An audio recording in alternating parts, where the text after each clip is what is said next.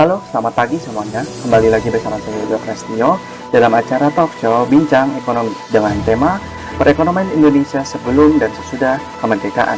Di sini saya tidak sendiri, saya bersama Dita Novianti, Devina Damayati, Rezi, Adel, Yunike, dan juga Anissa. Perekonomian Indonesia bukanlah suatu ilmu yang dapat dipelajari secara mutlak, karena perekonomian Indonesia sendiri mempunyai sejarah yang panjang, bahkan sebelum kemerdekaan Indonesia itu sendiri. Dimulai daripada zaman kolonialisme Belanda, sudah banyak nilai-nilai perekonomian daripada Nusantara yang dapat dipelajari secara mendasar. Sekarang kita akan membahas terkait dengan VOC dulu. Baik, jadi pertanyaan pertama terkait dengan mengenai proses monetasi yang terjadi di Nusantara pada saat kedudukan VOC. Jadi kepada Anissa, dipersilakan. Baik, terima kasih atas pertanyaannya. Proses monetisasi yang terjadi di Nusantara pada masa kependudukan VOC. Monetisasi adalah penggunaan uang sebagai alat tukar yang timbul akibat adanya spesialisasi produksi, pertukaran, dan perdagangan. Perdagangan dan monetisasi seiring dan saling memperkuat tumbuhnya perdagangan yang mendorong timbulnya monetisasi. Pada gilirannya, monetisasi memperlancar dan memperluas kegiatan perdagangan. Dan selanjutnya, perluasan perdagangan menuntut kebutuhan alat tukar semakin banyak. Pada saat itu, tidak ada satu standar mata uang di Nusantara. Dan saya kembalikan. Baik, terima kasih kepada Anissa. Jadi, menurut Anissa ya, terkait dengan proses monetasi di Nusantara, monetisasi adalah penggunaan uang sebagai alat tukar yang terjadi akibat adanya perdagangan dan pertukaran. Pada masa kependudukan VOC Nusantara, saat itu belum ada satu standar mata uang yang ada di Nusantara. Jadi, ada berapa mata uang yang beredar pada zaman VOC? Terima kasih atas pertanyaannya. Secara umum ada dua kelompok mata uang yang beredar, yaitu uang tembaga pecahan kecil termasuk campuran timah hitam dan timah putih dalam berbagai bentuk yang berasal dari negara Cina, India, dan Belanda, serta uang perak dari negara Belanda, Meksiko, dan Spanyol. Sebagai pecahan kecil, uang tembaga lebih luas peredarannya daripada uang perak. Salah satu mata uang yang luas dipakai adalah mata uang picis Cina yang terbuat dari tembaga atau campuran tembaga dengan timah hitam, atau bisa disebut dengan versi lokal mata uang ini. Sekian, saya kembalikan. Baik, terima kasih kepada Anissa. Jadi, pada saat zaman VOC itu, ada dua tipe jenis mata uang yang digunakan di Nusantara. Ada uang tembaga pecahan kecil dan juga ada mata uang perak pecahan besar. Di Nusantara sendiri lebih banyak digunakan mata uang tembaga pecahan kecil.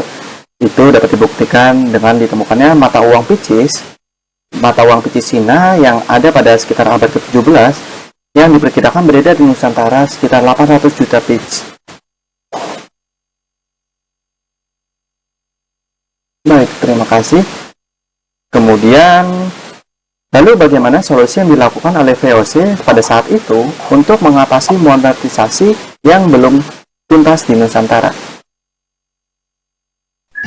Baik, terima kasih pertanyaannya.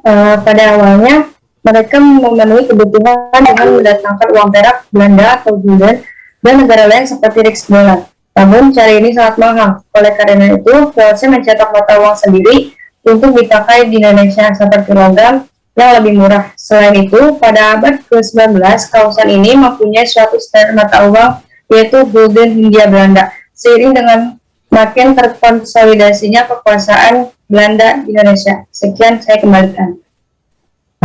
Baik, jadi awalnya mereka mendatangkan uang perak Belanda ya atau gulden untuk melakukan peredaran uang di Indonesia. Namun, cara tersebut terlalu mahal hingga akhirnya VOC menciptakan atau mencetak uang sendiri untuk dipakai di Nusantara dengan logam yang lebih murah.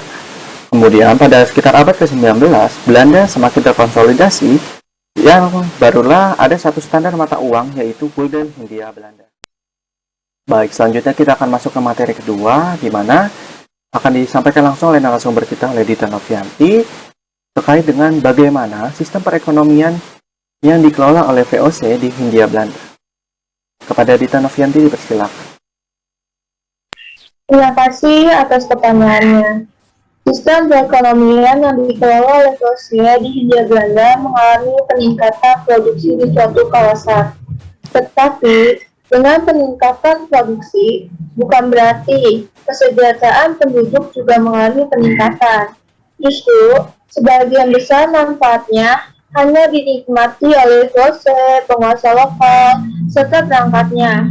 Dari indikasi yang ada tentang kontingenter, di mana kebijakan rakyat harus wajib membayar pajak sesuai dengan harga yang ditentukan oleh VOC, serta kebijakan lain yang dibuat VOC, di mana rakyat harus memberikan hasil buminya kepada VOC.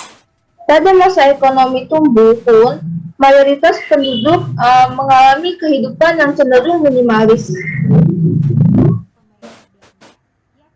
Baik, terima kasih kepada Dita. Jadi, sistem perekonomian yang dikelola oleh VOC di Hindia Belanda memiliki arti meningkatnya produksi di suatu kawasan tidak selalu berarti kesejahteraan penduduk di kawasan tersebut juga meningkat. Tetapi sebagian besar manfaatnya justru dinikmati oleh para VOC, para penguasa lokal, dan juga para perangkatnya. Dan juga pada ekonomi tumbuh pun, mayoritas penduduk hidup dalam tingkat subsistensi yang dalam kategori hidup secara sederhana. Baik, lalu bagaimana cara yang dilakukan oleh VOC untuk memaksimalkan dan mengefektifkan penaklukan yang dilakukan di Hindia Belanda? Pertanyaannya, cara yang dilakukan VOC untuk memaksimalkan dan mengefektifkan penaklukan atas Hindia Belanda adalah dengan cara menguasai pemanfaatan sumber daya alam, sumber daya manusia, serta mereka bekerja sama dengan penguasa-penguasa lokal. Mereka juga menggunakan birokrasi yang sudah efisien dan tidak sedikit. Serta secara militer, mereka mendorong atau memberikan imbalan dan ancaman kepada penguasa-penguasa lokal untuk mengeksploitasi tanah dan penduduk di bawah kekuasaan VOC secara lebih intensif untuk memperbanyak produksi komoditi yang diminati oleh VOC. Sekian dari saya. Baik, terima kasih Dita. Jadi, cara yang dilakukan VOC adalah dengan cara menguasai pemanfaatan sumber daya alam, serta bekerja sama dengan mempengaruhi para penguasa-penguasa lokal. Serta secara militer adalah dengan cara imbalan maupun ancaman. VOC mendorong para penguasa lokal untuk mengeksploitasi tanah daripada penduduk di bawah kekuasaannya secara lebih intensif, atau untuk memproduksi lebih banyak komoditi yang diminati oleh VOC. Baik, acara selanjutnya adalah kita akan melakukan diskusi terkait dengan studi kasus yang dimana hal ini harus diselesaikan oleh para narasumber terkait dengan soalnya adalah mengapa pemerintahan kolonial Belanda mengganti kebijakan ekonomi liberal pada tahun 1870 hingga 1932 ke kebijakan proteksi dan substitusi impor pada tahun 1933. Jelaskan mengenai substitusi impor dan manfaatnya bagi perekonomian Hindia Belanda.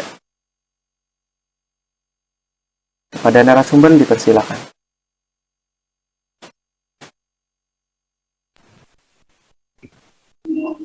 Baik, terima kasih untuk soal studi kasusnya. Di sini saya akan membuka jawaban pertama untuk soal studi kasus tersebut.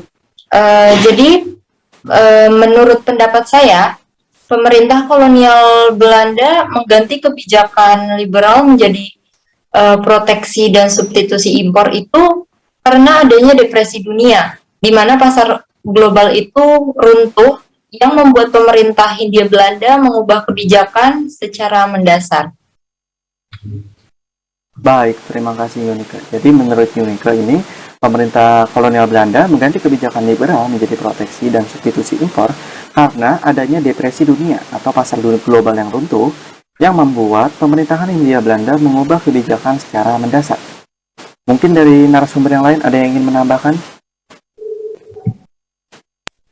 Sebenarnya saya ingin menambahkan, jadi tadi kan pemerintah kolonial Belanda itu mengganti kebijakan Jadi proteksi dan substitusi impor. Nah, substitusi impor sendiri merupakan kebijakan perdagangan dan ekonomi yang mendukung pergantian barang impor asing dengan pergantian barang dalam negeri. Salah satu contohnya investasi di sektor industri pengolahan barang dan logam. Baik, terima kasih kepada Dita. Jadi menurut Dita ini, substitusi impor adalah kebijakan perdagangan dan ekonomi yang mendukung pergantian barang impor asing dengan barang produksi dalam negeri. Seperti misalnya ada dalam investasi dan juga dalam perdagangan. Mungkin narasumber lain ada yang ingin menambahkan lagi? Saya ingin menambahkan, menurut saya, substitusi impor bertujuan untuk melindungi jaringan perdagangan dalam negeri dari ancaman penguasaan pihak luar negeri, khususnya negara Jepang. Baik, jadi menurut Anissa ini, substitusi impor itu sendiri itu bertujuan untuk melindungi jaringan perdagangan dalam negeri dari ancaman penguasaan pihak luar negeri, yaitu negara Jepang ya. Ada lagi dari narasumber lain? Saya ingin menambahkan terkait manfaat dari substitusi impor. Bisa kita lihat ya selama dasawarsa 1933 sampai 1942 bahwa sektor industri ini mengalami perkembangan yang pesat. Produksi berbagai barang kebutuhan konsumsi dalam negeri mulai dari sabun, bola lampu, sepeda, cat, dan industri tekstil sudah tumbuh dengan pesat. Dan seperti yang bisa kita lihat saat ini, nama-nama yang terkenal seperti Unilever juga meningkat pesat. Bahkan merek Bata pun juga sudah mulai masuk dan membangun pabrik. Baik, Terima kasih. pada Adela. Jadi menurut Adela ini manfaat tersendiri daripada substitusi impor yaitu selama dasawarsa pertama pada tahun 1933 hingga 1942, sektor industri dalam negeri mencatat perkembangan pesat. Serta produksi berbagai barang lain seperti kebutuhan konsumsi dalam negeri juga mulai dari sabun, bola, lampu, sepeda, cat, dan industri tekstil bertumbuh dengan cara pesat dan nama-nama terkenal seperti Unilever dan juga lain-lainnya meningkat dengan pesat di Indonesia. Bata juga mulai masuk dan membangun pabrik di Indonesia.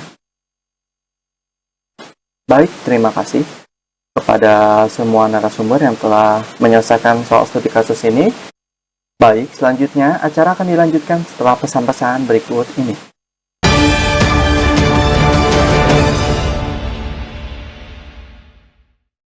Pemerintah sudah menetapkan PPKM, pemberlakuan pembatasan kegiatan masyarakat.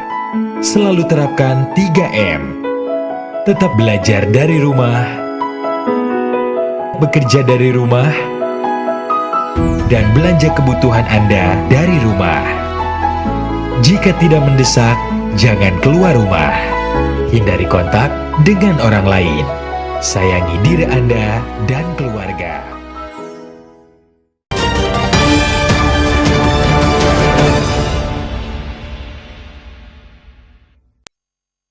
Baik, jadi poin selanjutnya akan kita tanyakan kepada narasumber kita yaitu Adelia terkait dengan mengenai ekonomi perang yang diterapkan kolonial Jepang pada tahun 1942 hingga 1945. Mungkin bisa dijelaskan bagaimana proses ekonominya?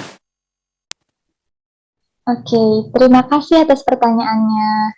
Nah, mengenai ekonomi perang yang diterapkan di zaman kolonial Jepang pada tahun 1942 sampai 1945 atau selama 3,5 tahun, ekonomi Indonesia ini beroperasi dengan modus darurat perang. Dengan ciri-cirinya yaitu hampir semua segi kehidupan dalam masa itu diatur dengan pengaturan penguasa perang. Institusi masa damai pada saat itu juga dikukuhkan. Lalu ekonomi yang dioperasikan berdasarkan perintah, dan bahkan alat transportasi laut pada saat itu juga dimobilisasi untuk tujuan perang. Yang terakhir yaitu adanya keterisolasian dari dunia luar yang menyebabkan ruang gerak individu menjadi sangat terbatas. Dan pada masa kolonial Jepang ini pasti menyebabkan adanya beberapa perubahan. Salah satunya seperti dari yang semulanya perekonomian Indonesia sifatnya sangat terbuka menjadi sangat tertutup karena adanya perang tersebut menutup jalur hubungan yang normal dengan negara-negara lain. Perubahan lainnya yaitu sarana prasarana yang semula diarahkan untuk kepentingan pasar luar negeri harus diubah fungsinya untuk menjadi sarana prasarana dalam rangka memenuhi kebutuhan perang. Yang pada intinya, tujuan utama seluruh kegiatan ekonomi pada masa kolonial Jepang ini adalah untuk memenuhi kebutuhan perang Jepang, bukan untuk masyarakat Nusantara. Baik, lalu bagaimana era revolusi 1945 hingga 1949 yang menjadi masa kekisruhan ekonomi pada saat Indonesia baru saja merdeka? Nah, mengenai ekonomi perang yang diterapkan di zaman kolonial Jepang pada tahun 1942 sampai 1945 atau selama 3,5 tahun, ekonomi Indonesia ini beroperasi dengan modus darurat perang. Dengan ciri-cirinya yaitu hampir semua segi kehidupan dalam masa itu diatur dengan pengaturan penguasa perang. Institusi masa damai pada saat itu juga dikukuhkan, lalu ekonomi yang dioperasikan berdasarkan perintah, dan bahkan alat transportasi laut pada saat itu juga dimobilisasi untuk tujuan perang. Yang terakhir yaitu adanya keterisolasian dari dunia luar yang menyebabkan ruang gerak individu menjadi sangat terbatas. Dan pada masa kolonial Jepang ini pasti menyebabkan adanya beberapa perubahan. Salah satunya seperti dari yang semulanya perekonomian Indonesia sifatnya sangat terbuka menjadi sangat tertutup karena adanya perang tersebut menutup jalur hubungan yang normal dengan negara-negara lain. Perubahan lainnya yaitu sarana prasarana yang semula diarahkan untuk kepentingan pasar luar negeri harus diubah fungsinya untuk menjadi sarana prasarana dalam rangka memenuhi kebutuhan perang. Yang pada intinya, tujuan utama seluruh kegiatan ekonomi pada masa kolonial Jepang ini adalah untuk memenuhi kebutuhan perang Jepang, bukan untuk masyarakat Nusantara.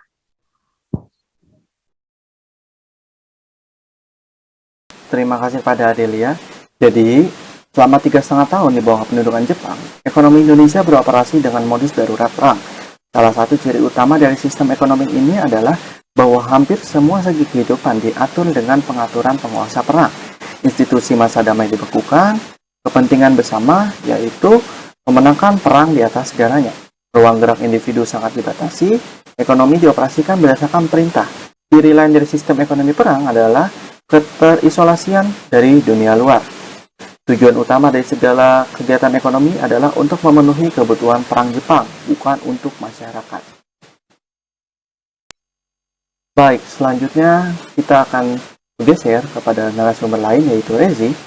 Bagaimana sistem politik demokrasi parlementer pada tahun 1950 hingga 1957 yang menghasilkan kebijakan ekonomi yang tidak stabil? Ya, terima kasih atas pertanyaannya. Sebelumnya, pada awalnya sistem demokrasi parlementer ternyata tidak menghasilkan pemerintahan yang stabil karena terlalu sering berganti kabinet yang menyebabkan kebijakan ekonomi jangka panjang tidak pernah terlaksana dengan tuntas. Namun ada dua hal yang dapat menyatukan berbagai kelompok politik pada masa itu. Yang pertama, tuntutan kepada Belanda untuk mengembalikan Timor Barat. Dan yang terakhir, kehendak kuat untuk mendobrak dominasi ekonomi Belanda di Indonesia. Meskipun dilaksanakan dengan nuansa yang berbeda-beda, tapi dalam hal pengelolaan ekonomi makro, tidak ada kesatuan dan kesinambungan pandang. Terima kasih.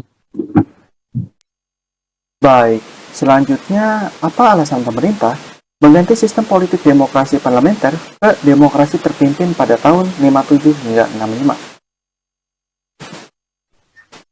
Jadi karena dalam sistem demokrasi parlementer, suasana politik yang tidak mendukung, kabinet yang sering berganti dengan program dalam kabinet yang berbeda-beda, tapi tidak pernah tuntas. Keadaan ekonomi makin memburuk, ketidakpuasan terhadap demokrasi parlementer makin menguat, dan pemberontakan PRRI Permesta dan keadaan ekonomi yang makin berat. Hal yang sudah disebutkan tadi menjadi alasan pemerintah mengganti sistem demokrasi parlementer menjadi sistem demokrasi terpimpin. Baik, Rezi, terima kasih. Lalu, bagaimana dampaknya dengan sistem perekonomian di Indonesia pada saat itu?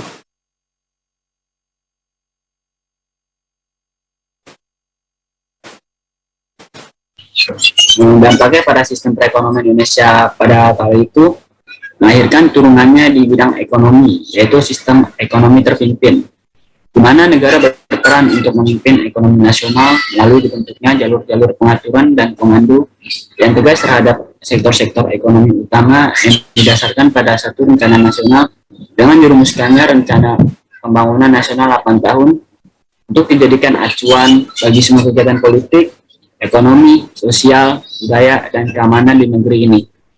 Sekian, terima kasih. Baik, terima kasih Rezi. Jadi demokrasi terpimpin itu melahirkan bidang ekonominya, yaitu sistem ekonomi terpimpin. Negara berperan untuk memimpin ekonomi nasional melalui dibentuknya jalur-jalur pengaturan dan komando dari beberapa sektor-sektor ekonomi utama yang didasarkan pada satu rencana nasional yang komprehensif. Baik, terima kasih. Selanjutnya kita akan masuk ke materi berikutnya. Baik, selanjutnya kita akan masuk ke materi selanjutnya yang akan dibawakan oleh narasumber kita, yaitu Devina Damayanti. Untuk Devina Damayanti, bagaimana mengenai 4 pengeluaran besar pemerintah Indonesia pada masa 1950 hingga 1965, sehingga menimbulkan defisit anggaran yang sangat besar dan yang kemudian menyebabkan hiperinflasi. Kepada Devina, dipersilakan. Baik, terima kasih moderator. Saya akan menjelaskan tentang 4 pengeluaran besar pemerintah Indonesia pada tahun 1950 sampai 1965 yang ternyata menimbulkan defisit anggaran yang sangat besar bagi perekonomian di Indonesia.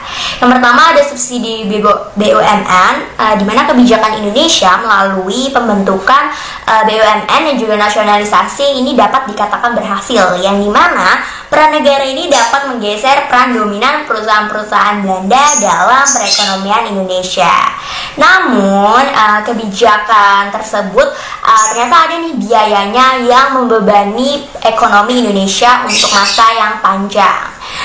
Setelah itu yaitu berupa merosotnya produktivitas dan juga profitabilitas perusahaan-perusahaan ex Belanda.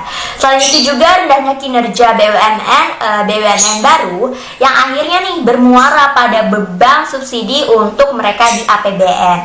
Yang kedua ada operasi keamanan, di mana contohnya itu adalah pemberontakan PRRI Permesta, yaitu pada 1957 sampai 1958 dalam waktu yang tidak terlalu lama. Ternyata nih pemberontakan ini dapat diatasi, namun dengan biaya yang besar yang membebani perekonomian di Indonesia untuk beberapa waktu kemudian.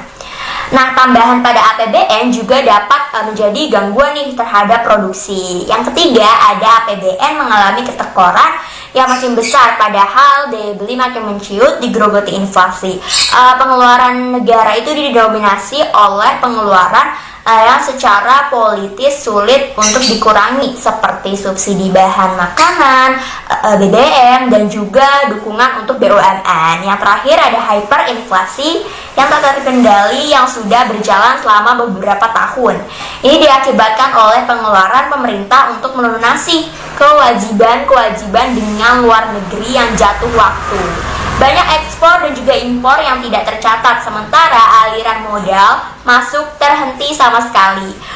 Selain itu juga terjadi kelangkaan devisa akut yang mengakibatkan kelangkaan bahan baku dan juga suku cadang yang melumpuhkan industri dalam negeri, dan juga yang terakhir itu dapat menimbulkan kelangkaan serta dalam beberapa tahun terakhir produksi dalam negeri seperti PDB stagnan dan juga yang lainnya merosot, sementara masyarakat menuntut adanya perbaikan ekonomi. Baik, selanjutnya akan disampaikan lagi oleh narasumber kita, yaitu Devina Damayanti, terkait dengan kondisi perekonomian Indonesia yang pelik pada masa 66 hingga 68. Kepada Devina, dipersilakan. Baik, selanjutnya saya akan menjawab kembali tentang kondisi perekonomian yang pelik di Indonesia pada tahun 1966 sampai 1968. Yang pertama, pada tahun 1966, Indonesia ini mengalami kondisi ekonomi, sosial, dan juga politik yang sangat berat, yaitu sesudah terjadinya peristiwa G30S.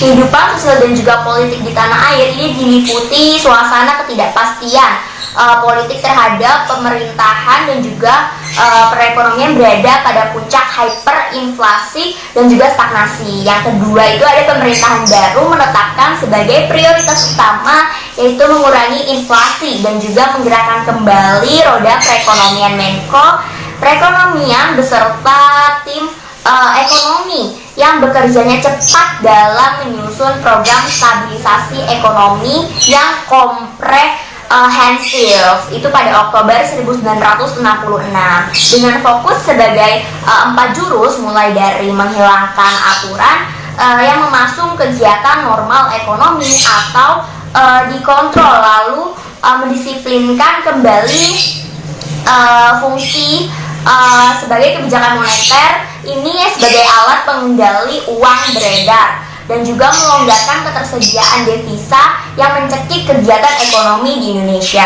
Yang ketiga itu dalam pelaksanaannya itu terdapat berbagai tantangan yang harus diatasi, termasuk resistensi politik terhadap penghematan anggaran aparat, dan juga ada birokrasi yang tidak jalan konflik antara sasaran invasi segera dan juga menggerakkan ekonomi kembali. Ini munculnya kegiatan-kegiatan spekulatif yang dapat mengganggu adanya kelengkapan tangan. Namun berkat adanya komitmen politik yang kuat dan juga jajaran pelaksana kebijakan yang solid dan juga berdedikasi dalam kurun waktu kurang lebih 2 tahun, program stabilisasi dapat mencapai sasarannya. Yang terakhir ada prinsip dasar kebijakan seperti anggaran belanja berimbang, seperti devisa bebas dan juga kurus tunggal, serta mendorong keikutsertaan swasta dari dalam maupun dari luar negeri, yang semuanya ini melandasi kebijakan dan juga program stabilisasi terus jadi akar kebijakan di masa sesudahnya. Saya kembali lagi kepada moderator. Baik, terima kasih kepada Devina Damayanti atas materinya. Selanjutnya kita akan masuk ke materi berikutnya yang akan dibawakan oleh Yudika. Apa dan bagaimana cara yang dilakukan pemerintahan Indonesia pada masa 1966 hingga 1968 sehingga dianggap sukses menjalankan program stabilisasi ekonomi? Kepada Yunika dipersilakan. Baik, terima kasih untuk pertanyaannya. Di sini saya akan langsung menjawab. Jadi, cara yang dilakukan pemerintah pada tahun 1966 sampai 1968 saat itu yaitu pada masa stabilisasi ekonomi, di mana pemerintah membuat program stabilisasi ekonomi dengan mengeluarkan 4 kebijakan, yaitu kebijakan dekontrol, kebijakan fiskal, kebijakan moneter, dan yang terakhir kebijakan neraca pembayaran. Seperti itu. Ya, pengertian dan kebijakan-kebijakan tersebut apa ya? Dan apa saja yang dilakukan pada saat kebijakan tersebut diadakan? Oke, terima kasih kembali untuk pertanyaannya.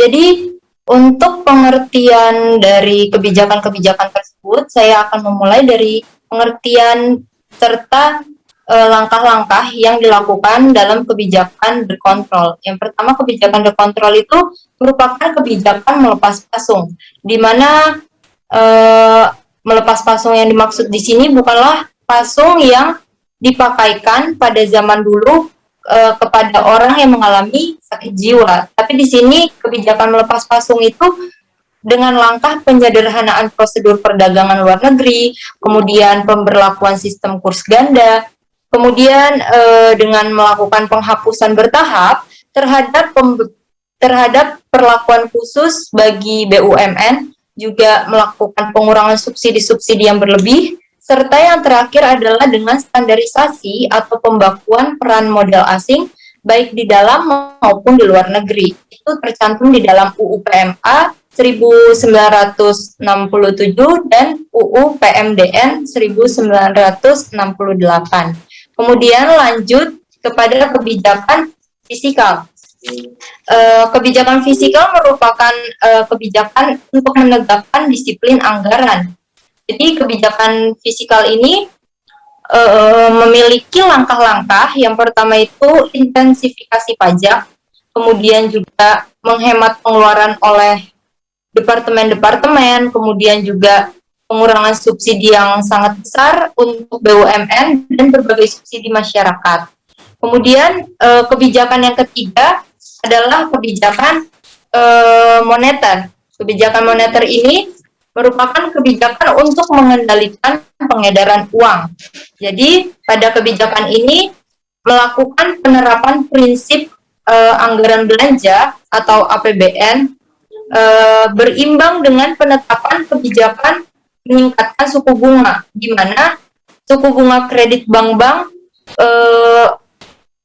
pemerintah itu naik menjadi 6-9% per bulan. Juga untuk suku bunga simpanan naik menjadi 5% per tahun. Kemudian untuk yang terakhir yaitu neraca pembayaran, di mana kebijakan tersebut merupakan kebijakan menganggarkan ketersediaan devisa, yaitu dengan menyatukan penyederhanaan sistem kurs ganda, kemudian pembenahan prosedur perdagangan luar negeri, kemudian langkah-langkah diplomasi untuk merunding ulang utang. Jadi di kebijakan neraca pembayaran ini dia ada keterkaitannya dengan kebijakan yang sebelumnya, yaitu kebijakan the control. Demikian. Terima kasih. Baik, terima kasih. Jadi ada beberapa kebijakan yang semuanya dilaksanakan secara langsung ya. Ada 4 kebijakan, yaitu kebijakan dikontrol untuk melepaskan pasung, kebijakan fiskal untuk menegakkan disiplin anggaran, kebijakan moneter untuk mengendalikan pengedaran uang, dan kebijakan neraca pembayaran untuk melonggarkan ketersediaan devisa, yang di mana semuanya dilakukan di Indonesia dalam waktu dan tempat yang sama. Baik, terima kasih untuk para narasumber atas semua jawaban dan materi yang telah disampaikan. Mungkin cukup sekian acara kita pada hari ini, talk show ekonomi dengan tema perekonomian Indonesia sebelum dan sesudah kemerdekaan. Saya Yoga Raffio izin untuk undur diri. Terima kasih dan sampai jumpa di minggu yang akan datang.